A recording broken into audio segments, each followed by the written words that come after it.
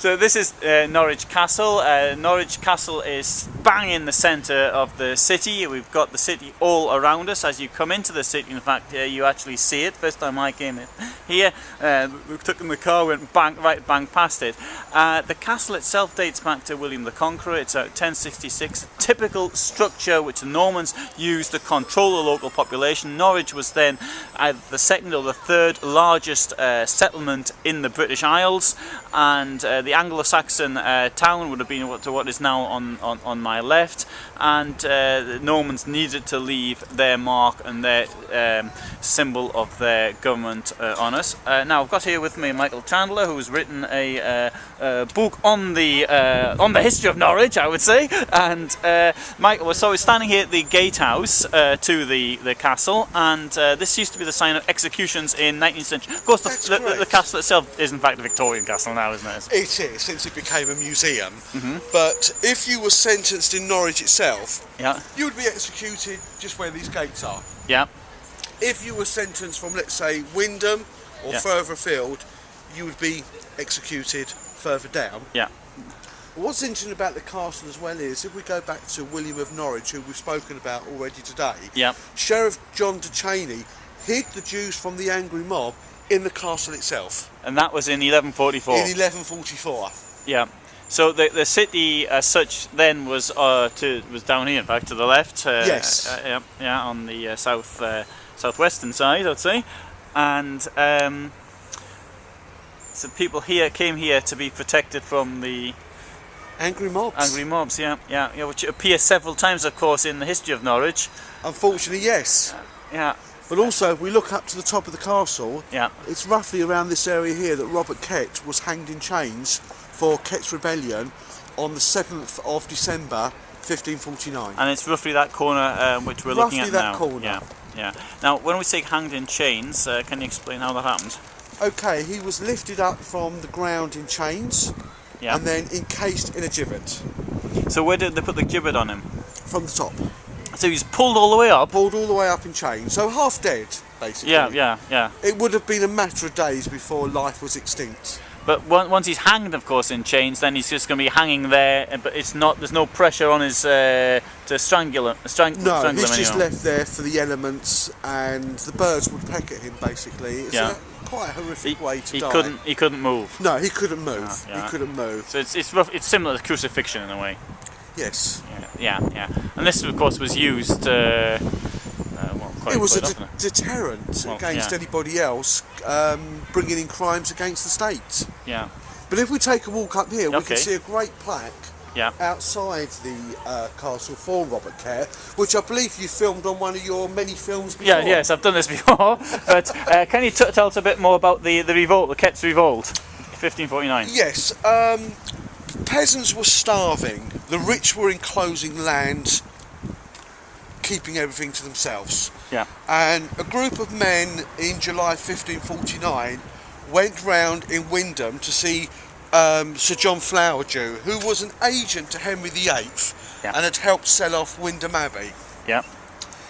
His enemy was Robert Kett, a rich landowner.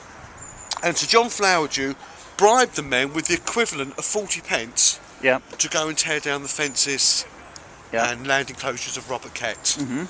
They went and did this. Robert Kett saw what was happening, came out, spoke to the men. Not only did he agree with them, but he said, "Let me lead you." Within a matter of days, 16 to 20,000 men had joined him and camped on Mousehold Heath. Yes. One royal army came to destroy him. Didn't happen. Norwich was in the hands of the rebellions. A second royal army came along, this time with mercenaries, and Robert Kett's brother William was arrested in the last battle. Robert Kett was arrested in Swannington. They were both taken to the Tower of London, charged with treason, found guilty. The sentence was hanged, drawn and quartered, but this was not taken, this didn't take effect, and they were moved back to Norwich, where Robert was hanged here and William at Wymondham Abbey. Which Wymondham is just outside of Norwich. Yes. Yeah, and I've referred to it as Wymondham in the past because it's that's the way it's written. And as you can see, you've got the plaque coming up. Yeah, because this plaque though, it's quite it's quite clear that in 1949. Yeah. And it was a turn of events for the government to actually say that Robert Kett was not a traitor, but a notable man. Yeah, absolutely. I mean, and it's a fitting place for it to be, where it's the main entrance to Norwich Castle. Yeah. So it's fitting for it. Well, absolutely. I mean, if you've got 16,000 people, what does that mean? Who's that representing? What, 50,000, 60,000? It's a huge population. It's a huge population. Yeah, yeah. It's a very serious movement, and for very good reasons as well. It's people who are starving. People were starving. Yes, they had to do something. Yeah. And along came this man that became a national hero. Yeah. In fact, he's not that much is known about him, but well, if you spoke to a majority of people in Norfolk, or especially Norwich itself, not a lot of people are going to remember Robert Kett. Yeah. And I think that's a shame, really. It should be taught in the schools, along with the Tudor period. Yeah. So people know from Norwich and Norfolk that Robert Kett led one of the biggest rebellions this country's ever known. Yeah. Because the king at the time was only 11 years old. He was a boy, Edward VI. Yes, and. One of the children of Henry VIII. But having said that, who'd already experienced revolts, not so far from me, of Lincolnshire, the Pilgrim of Grace, 1536, 1537. So they would have, the authorities would have been a bit jittery because of these religious problems which Henry VIII had already put on the country. But they didn't seem to think much of the Kett's rebellion because they only sent down a few hundred men to quell the situation. Yeah. They weren't a match for Robert Kett and his men. Yeah. And it's just a shame that people don't remember him. Yeah. Because to put down the Pilgrim of Grace, the Duke of Norfolk had actually told Henry VIII, this is obviously 12 years earlier, that it was too big. There was too many people. They had to do a deal with them.